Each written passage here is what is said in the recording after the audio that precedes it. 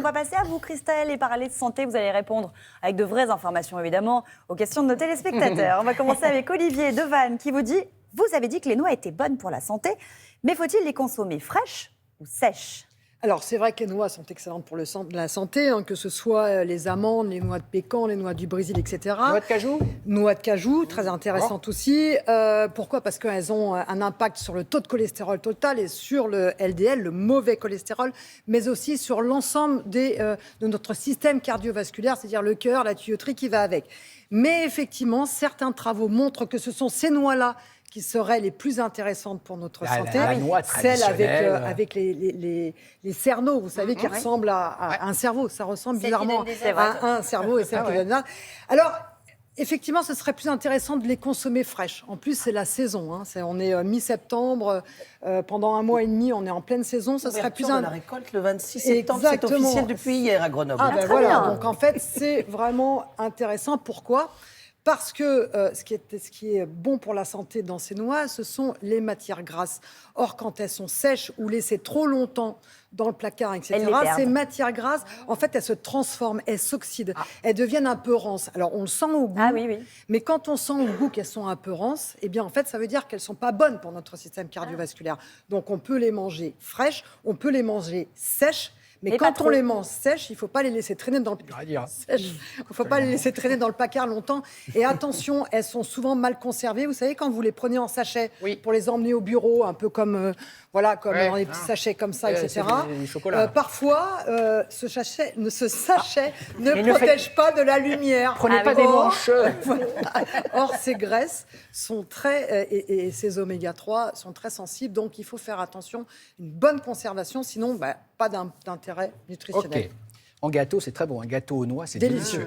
Allez, Dimitri habite à Strasbourg. Il vous dit « J'ai lu que faire la sieste augmente la tension artérielle. On n'y comprend plus rien. Que faut-il croire ?» Moi, j'ai jamais entendu parler de ça. La sieste fait monter la tension. Absolument. Nouvelle étude qui a fait un peu le buzz dans le monde médical. Il s'agit d'une étude solide, publiée dans une revue Santé qui fait autorité, portant sur 360 000 personnes suivies pendant 11 ans et qui suggère que le risque d'hypertension artérielle est augmenté de 12% quand on fait la sieste et un risque d'AVC plus élevé de 24%. Alors, comment expliquer ?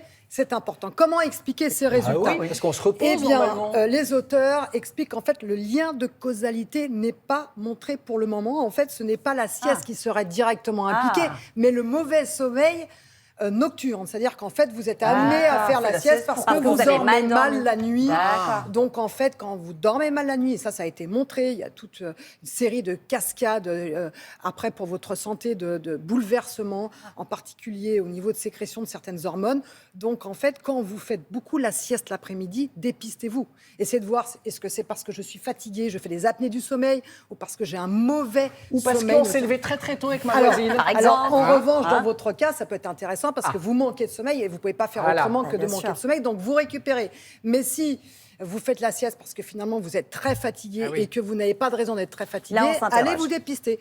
Parlez-en, par exemple, avec un pneumologue pour voir, pourquoi pas, les apnées du sommeil. Une dernière question de Jérôme de Mulhouse. La semaine dernière, Loïc Ballet, ici présent, nous a montré des sardines fraîches. Celles en boîte ont-elles aussi un intérêt pour notre santé ? Oui, absolument. C'est un trésor pour notre santé. La sardine en boîte est vraiment très intéressante parce que, d'abord, elle est très économique et elle se conserve pendant longtemps. Elles sont même millésimées, certaines. Bien sûr.